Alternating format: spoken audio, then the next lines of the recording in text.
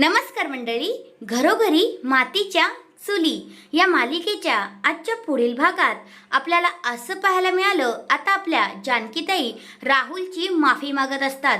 म्हणत असतात, राहुल तू प्लीज इथनं निघून जाशील का, आणि त्याला रिक्वेस्ट करत असतात कारण सौमित्र आणि त्याचे वाद झालेले असतात.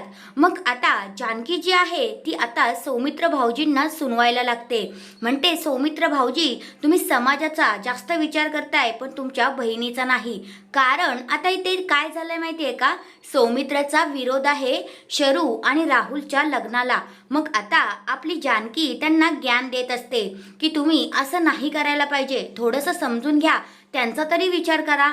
त्या एकटं राहण्यापेक्षा जर राहुल सोबत त्यांनी संसार केला तर किती चांगलं होईल, असं आता इकडे जानकी आपल्या सौमित्राला समजावून सांगत असते.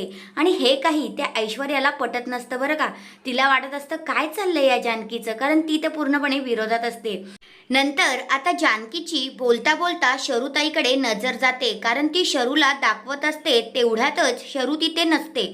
आणि हे बघितल्यानंतर जानकीला तर धक्काच बसतो. मग जानकी खूपच घाबरते, कारण शरू जी आहे ती तिच्या रूममध्ये रागारागात निघून गेलेली असते आणि तिने दार लावून घेतलेलं असतं. मग तसेच आता सगळेजण धावत पळत शरूला बघायला जातात.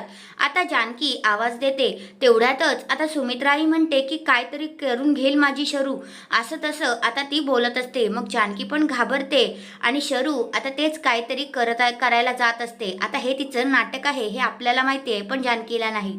मग आता जो ऋषिकेश आहे तो दरवाजा तोडतो. तर हा आहे आजचा पुढील भाग. तुम्हाला कसा वाटला ते कमेंट करून नक्कीच सांगा. धन्यवाद.